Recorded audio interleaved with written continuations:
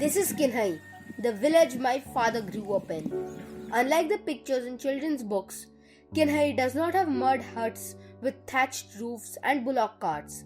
There are modern houses, electricity, internet, and modern cars. Only the people are traditional. A little river flows through the village. Its name is Wangana.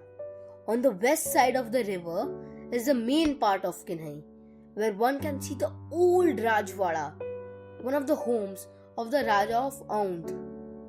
After independence, the Raja allowed the village school to use the mansion. My father was so lucky he went to school in this heritage house, where he even saw antique weapons in abandoned rooms. Now the school has its own building, which looks very ordinary compared to the Rajwada. On the east side of the river is our part of the village, called Pet Kinhai. Pet means marketplace. The weekly village market is open on Fridays when people from many nearby villages gather here. The traders sit in an open ground with huge mounds of onions, potatoes, beans, green vegetables, fruits, etc. The vegetables are so fresh that they taste different from what we eat in the cities. The spinach I had in Kinhai is actually sweet. Fish is rarely eaten in this part of Maharashtra, and so there are only 1 or 2 fishmongers in one corner. There are more chicken and mutton shops. The market is always colorful and loud, with everyone bargaining hard. Next to the marketplace is a lane with a row of permanent shops selling groceries, hardware, clothes, etc. There's also the village doctor's chamber and a small medical store. Up ahead, there is the village square. It is a nice place to sit in the evening. There is a big square in the middle where teenage village boys hang out. Surrounding this square are tailoring shops, a vada pav stall, a Chinese food stall, etc. as well as the panchayat office. Kinhai has a post office, a primary health center and a bank. Instead of police, there is a police patil, that is a resident of the village who represents the police. Our house is quite close to the river.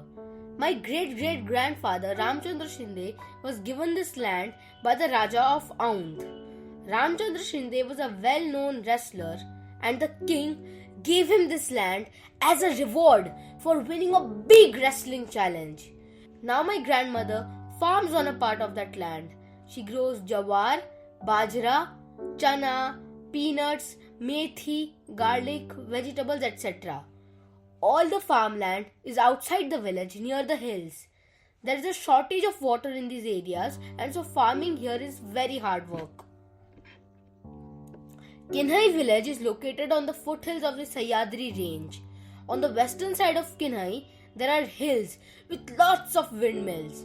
These parts are not green like the Bengal villages, but this landscape has a different kind of beauty. We have many temples in our village. The old and spooky Mahadev temple near the river gives me goosebumps because our voices echo from the rocks. Then near the Rajwada, we have the beautiful Devi temple made of stone and wood and a Ram Mandir too. Most famous is the Ambabai temple on top of a high hill just outside our village. It is built of stone and looks like a small fortress. The goddess Ambabai's idol, made of pure gold, is kept safely behind a glass.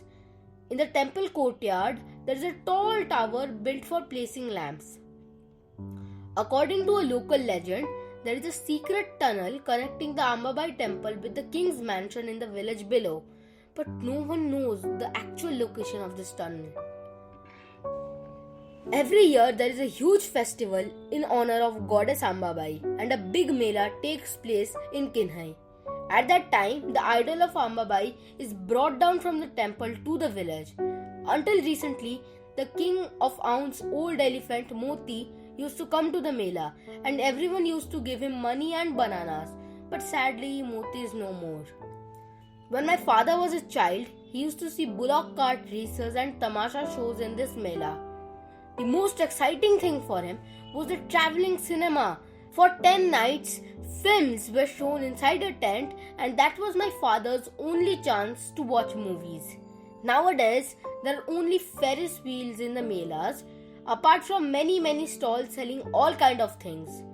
This mela happens just after Diwali and is the highlight of the whole year in Kinhai village.